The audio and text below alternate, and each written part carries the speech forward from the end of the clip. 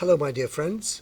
What an honor it is for me to visit you wherever you are. When you click on this, it's as if you're opening a window and I can peep inside your room and you invite me to say something which is relevant to my case and to your case. Today, people from Birkirkara, Malta, celebrate Saint Helena's feast, the woman that found the true cross. And my prayer is that all Birkirkara parishioners would find not just the true cross in the sense of the wooden cross, but the significance of the cross of Jesus, because St. Paul says that I'm not proud of anything except in the cross of Christ. So today's readings from the Old Testament, and there is a part from Hebrews, and also there is the Gospel. And the apostles asked Jesus, who is going to be saved? Are many people going to be saved? And Jesus didn't give them an answer, but he said, strive to enter the narrow door, because many will try to enter that narrow door, but will not be able to find it. Well, I must say that we have a very clear teaching by Jesus that it is a very specific door, who is Jesus himself. He says, I am the way, the truth, and the life. Nobody goes to the Father except through me. So many people would try to reach the divine in other ways than Jesus, but they will not be able to reach the Father's heart, because it's only through Christ that we can reach the Father's heart.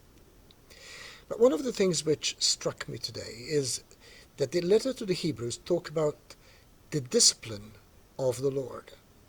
And he likens the trials, the adversities that we experience in a way which is comparable to what a normal human father does to his children to train them. Well, let me say that today's parenting skills are different from the way we used to think, and perhaps the idea of disciplining and punishing is different from the way we used to think. But today, one of the things that strike me in today's society is the idea of life coach.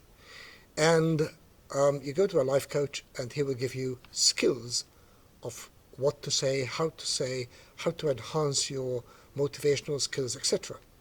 Now, I've never been a fan of gyms, so I think I once paid an annual fee, but I went only once, looked at the machines, and then went downstairs and went to the restaurant and had a very good lunch. And that's the only time that I touched the gymnasiums. But, in a gym, you can have a general membership where you do your own thing, or else you can have a personal trainer.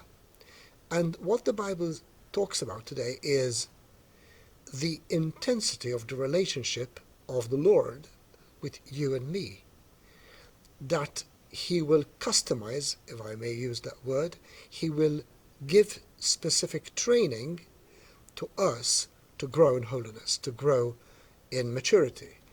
And the Bible says, do not count it as sadness, but know that the Lord is training you, disciplining you. Well, that's good news, because, God is not in mass production.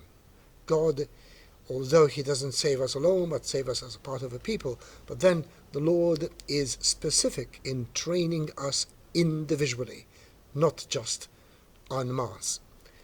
How wonderful that the infinite God trains us, puny little human beings. He adds the hair of our head. He knows us intrinsically. Jesus said, when you pray, don't worry what to say, because the Father knows exactly what you need. So there is a love, the Father, that knows us intrinsically even more than we know ourselves, Why? Because psychology tells us about subconscious and unconscious urges which we are not quite aware of. But God knows exactly who we are, why we say, why we do what we do, and then He provides training for us through life's circumstances. I think it was Norman Vincent Peale who coined the famous sentence when he said, when you have a disappointment, take away the D and put an H, and he said, his appointment.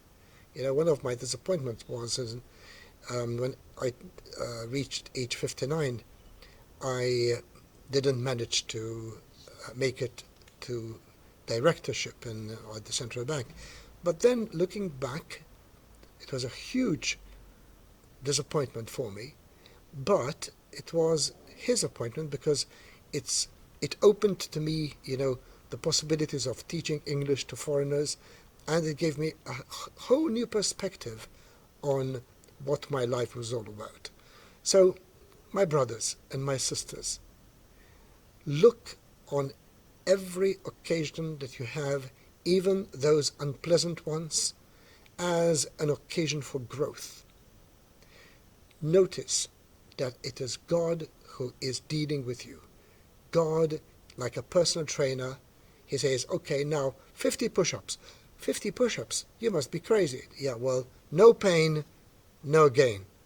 This is the way the Father looks upon me and upon you. He is our personal trainer. That's how much He loves us. God bless you, my friends.